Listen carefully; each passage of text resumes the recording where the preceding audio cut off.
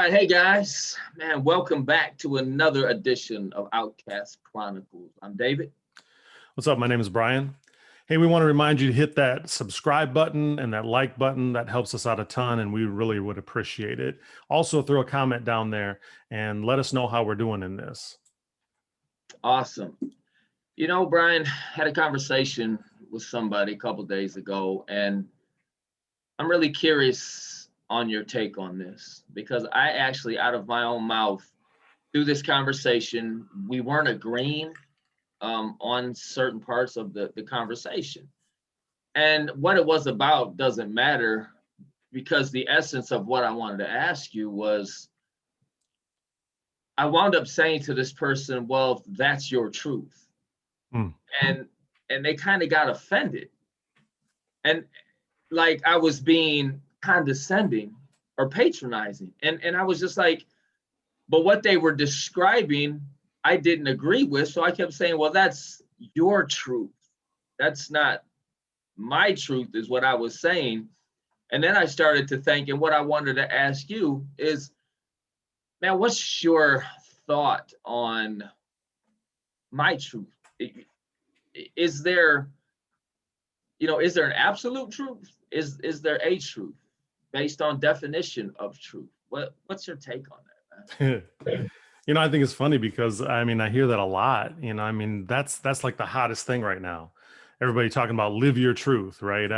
Yeah. And then people will always talking about, your truth and my truth, and it just gets really confusing. And I understand what people are trying to say, because what they're really trying to say is my perspective, right? Correct. We all Yes. have different perspectives. And so what we're trying to say is, well, from my perspective, or that's your perspective, that's how you see things. Yeah.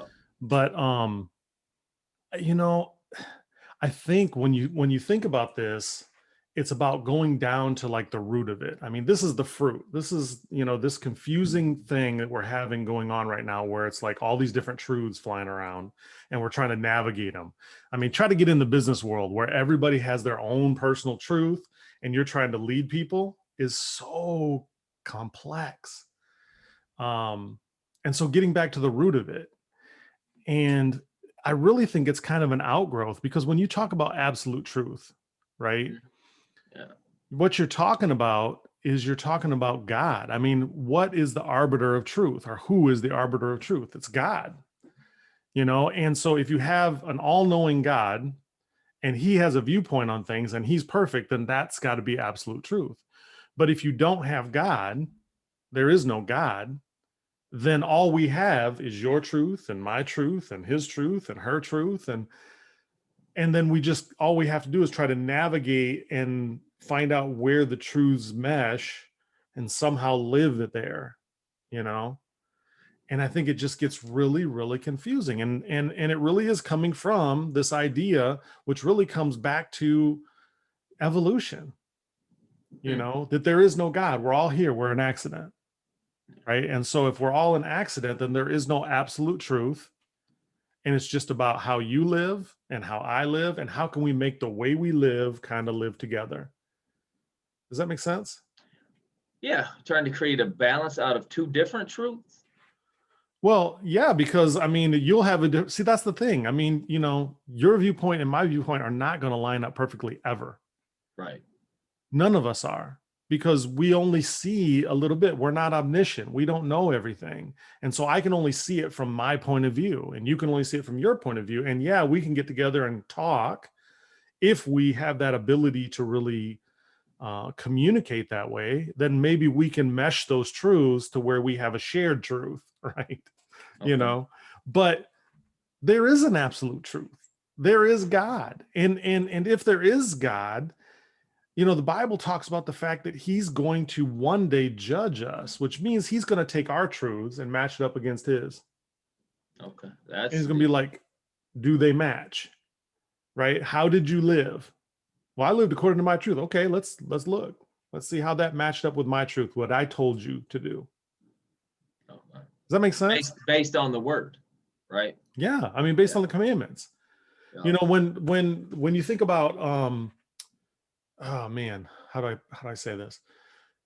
Think about we'll go back to business, right? Let's go back to like an organization, right? I mean, when we talk about the Bible, what is the Bible? Okay. The Bible is God's communication to us, but it's the same thing that organizations try to do when they're trying to get people to go in the same direction. Absolutely. Handbook. Well, vision, Yeah. mission, Yeah. values, right? Culture, Okay. all of those things, that's what the Bible is. It's God's vision, God's mission, God's culture, God's values, right? Yeah. And that's what we do, like Google, right? So Google will have its own Bible, the Google Bible, and everybody will be like, oh, I want to read that, you know?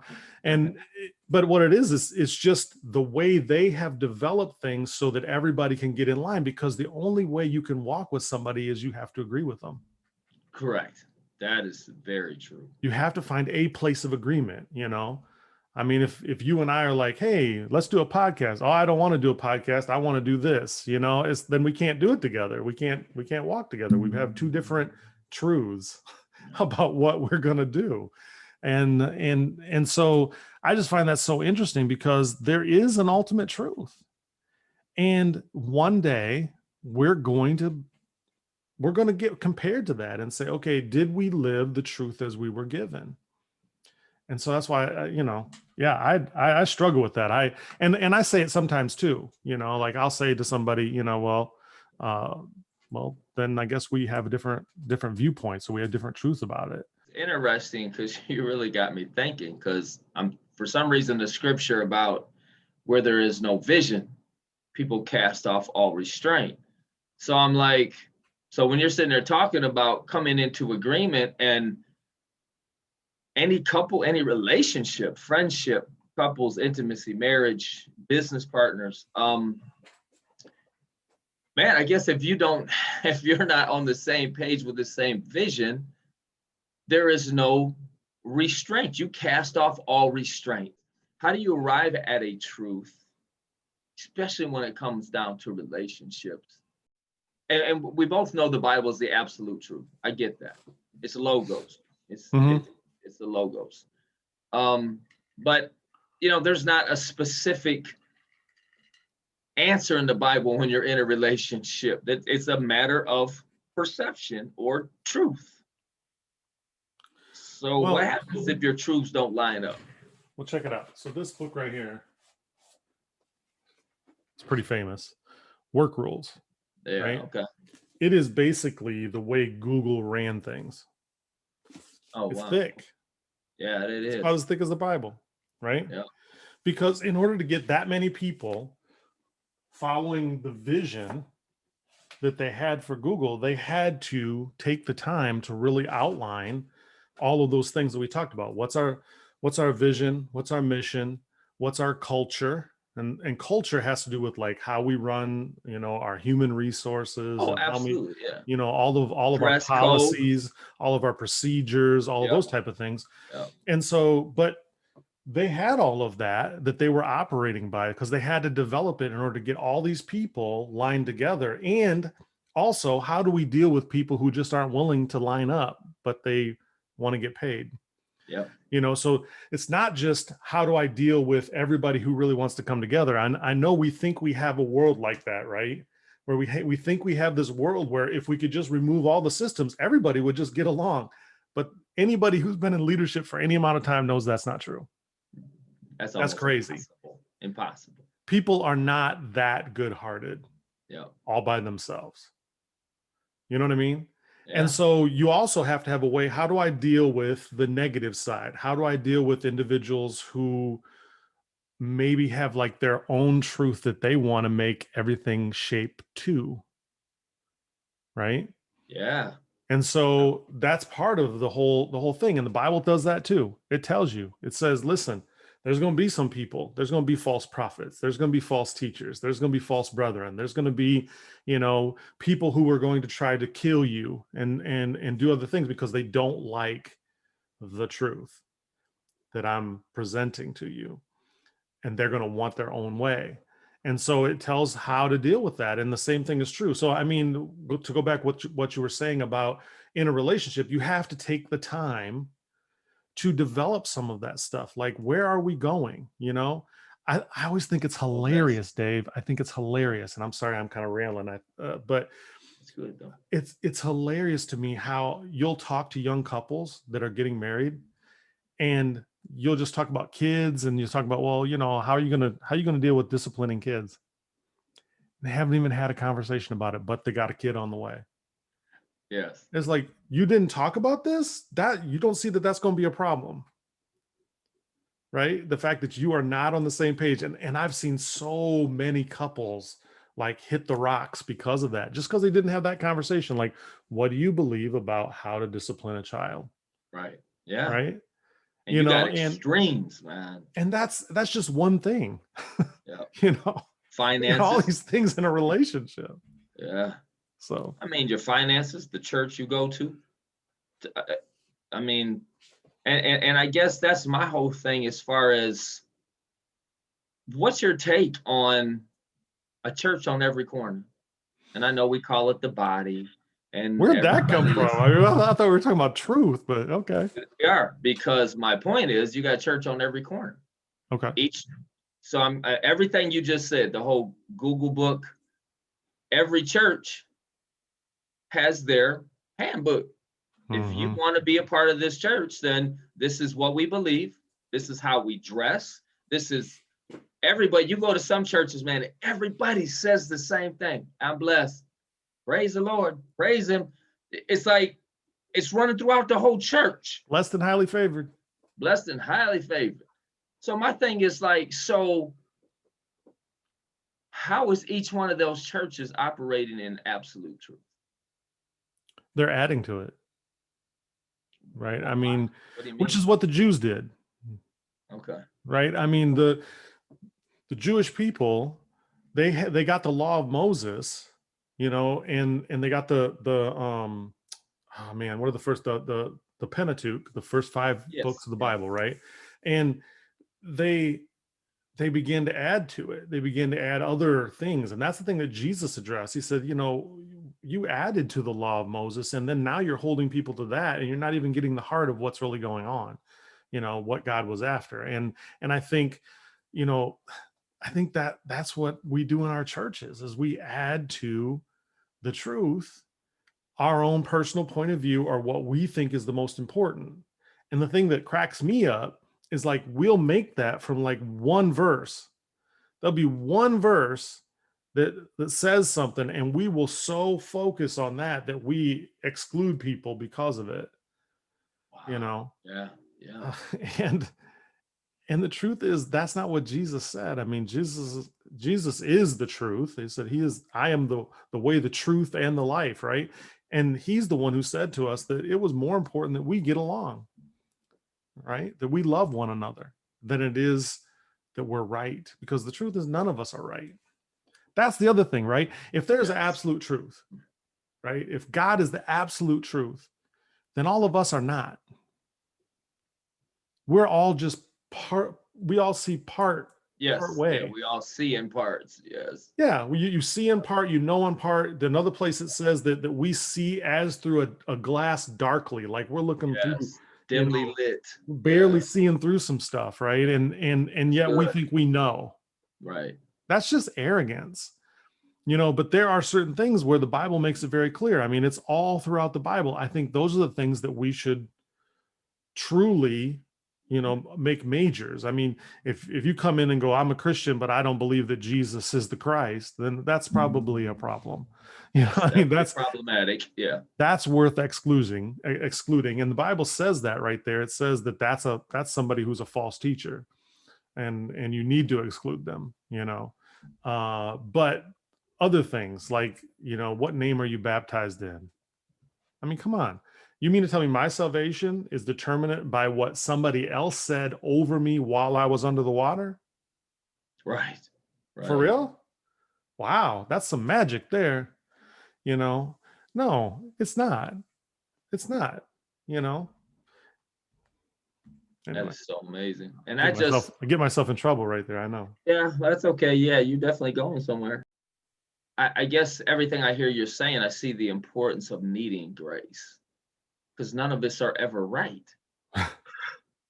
Yeah. That's deep to say that. When you make that statement, man, I'm like, ouch, you know. So I guess that's the famous saying of you learn. Let's decide to agree to disagree, Okay. and then you can leave it at that. And you have to do that in relationships too, Yes. Yeah. right? I mean, there are times that my wife and I have to go, okay, we're just going to have to come back to this because this is escalating and we're not agreeing. We're not finding a common ground in this. So What's that let's in come back chess to where it. it's called stalemate? Yeah. Right. Just sit, just like, okay, nothing happening. Right. We can't move forward. Yeah. Yeah. Ooh, that's good. Based on the truth of where you guys parted. You can't Right. move forward from that point. Because Yeah. I don't want you to spank my kid, and you grew up being spanked, and like, and people also don't understand the difference between a disciplined life and punishment. They're two different Right. things. Or So correction and punishment. or correction and punishment. Yeah. Right. Yeah. Mhm. That's totally different thing. But there's truth in that. But how can two walk together unless they Agree. agree?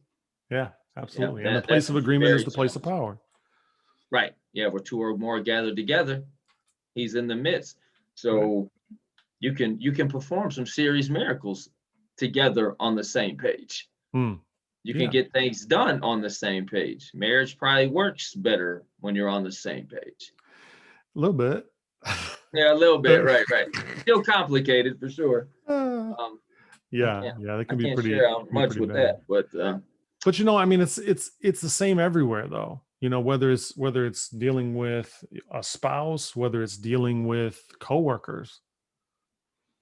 Every coworker comes with their own personal truth based upon what they've come through. So somebody who gets a degree in one area and somebody gets a degree in another area, they're not going to have the exact same matching truth. And so they're going to have to come together under something that lines them up, that says, okay, yep, this is your role, and this is how we walk together. And so I think, that's important. And the same thing is true. I mean, the Bible gives us a lot of guidance when it comes to relationships and how we're supposed to do it. And here's another thing that drives me nuts, right? If the Bible is true, right, and it was written by a God who understands us, number one, because he created us. Number two, he's outside of time. So when he is giving these instructions, they're not for 2,000 years ago. He gave these instructions along the way, which it was thousands of years that the Bible was written anyway. It wasn't just 2,000 years ago. But it's timeless, and it's timeless because he stands outside of time, and he was the one who gave the message, right? right. And so if that's the case, then it applies everywhere. We don't ever get to a place where it doesn't apply, but yet we'll get into, especially in business, right? You're doing business, and I know, I'm a Christian in church, but here I am conducting business, and I know I got to follow business rules, right? Oh Or yeah. this is the other thing that people say that drives me absolutely bonkers. Well, it's just business. Right. Oh, so you have a different truth for business. Oh, my bad. And Okay. that's true though. It Like is. you don't bring God into your business. I Oh, mean, you hear stuff like that. It's yeah. just like, that's for church and that's cool, but yeah, you don't. And like I said, I've always taught, man, there has not been one, for me, there's not been one book I've read that is not Christian based, great principles, great help as far as running a business, how to make money, entrepreneurs. I mean, they don't even talk about God. But there's not a book I have read or a video I've listened to in the last over 15 years that their success still is predicated on truths that are already in the Bible. They're just not giving God credit. So it works regardless, which I guess you and I could sit here and argue about gravity, about being a truth, until one of us is, I dare you to step off the roof first, and Right. if you hit the ground, then yeah, you were right. Right. Are you all broken up at the bottom? So it's regardless. It goes across time and space, man. Gravity is real. Well, and I think that's, I mean, there is an ultimate truth. Yeah. And the way That's you hard for find people out to believe is, though today, man. say that again. That's hard for people to grab today. Well, that's because Think we've that been there's a so truth. inundated with this other thought, right? That, because, and people don't normally think it all the way out. And that's the thing that trips me out all the time. Whenever you're testing something, a new idea, you need to play it out to its ultimate end, right? So if this played out all the way, would it work? And you got people who are Christians, but yet they're living their own truth. It's like, well, you do know that that's kind of contradictory, right? That's funny. Just a Yeah. little bit. Yeah. But it's we haven't played it all the way out. One day you're going to stand before the one who said to do it that way. Yeah. And then what you're going to say? Well, I had my own truth. Then you Okay. just come to absolute judgment, Right. with your truth. Yeah. Yeah, but that allows people to, kind of a ticket to sin would be, once saved, always saved. Well, I'm saved, man. I'm going to heaven. It's like you get a license to sin versus salvation being a process. And what is your truth on that? Because that's very controversial. Well, my truth is not important on that. Well, I'm just saying, what's the truth on that? What's the Bible say about that? And I think, for me, when I look at that particular doctrine, the once saved, always saved doctrine, the gist of it is that if you said you believed, but then you fell away, you didn't really believe in the first place. So it's just kind of a play on words. Yeah. In my mind. Now I could be wrong about that, but the way I've ever read it, that if you were really saved, you would have stayed saved. I mean, but then people who said they were saved fell away. So I mean, some of that's a little bit semantics. But what about falling short? What's The that? Bible talks about we all fall short. Falling short of what? The grace? Mm-hmm. Some people will argue with you about, are you saved by grace? Are you saved by grace and works? Right. That's the big discussion that's going on right now, is are we saved by grace, or are we saved by grace and works? But when you actually listen to and dig into that argument, the grace and works, all it's saying is that if you actually had faith, right, that it would produce a change in your life and we'd be able to see it. Yes. Yep. Who would disagree with that? I mean, so you're saved by faith, right? By grace through faith, right? Yep. But it's got to play out in your life if something actually happened to you. That's why the Bible talks about judge them by their fruit. That's right. Talks about the fruit of the Spirit. It's telling you, it's showing you, speaking to agricultural people and saying, this is how you see. There's going to be an outgrowth from it. You need to be able to see it somewhere. Right. For sure it's an apple tree because there's apples on it. And so you got a bunch of people who are sitting there going, yeah, I'm saved, and there's no apples. Yeah. So are they really? Well, right. I don't know. I mean, I know, because that's the fight would be based on, well, yeah, I gave Jesus my heart when I was 6 years old. Okay, you're 42. How's that going so far? Yeah. You know what I'm saying? I mean, it's like, how many years did you take it back? I mean, it's like, yeah, right. I mean, I've been there, I mean, yeah, absolutely. Absolutely, man. Yeah. So, yeah. But from that standpoint, I think, if we get back to the whole thought about ultimate truth, I mean, if there is a God, and if you believe there is a God, you therefore have to believe that there is an ultimate truth, that there is a universal truth, that there is the truth, right? And then every other truth is inferior to that truth, because none of us are omniscient. None of us are all-knowing. And so therefore, we can't have the perfect viewpoint. None of us can.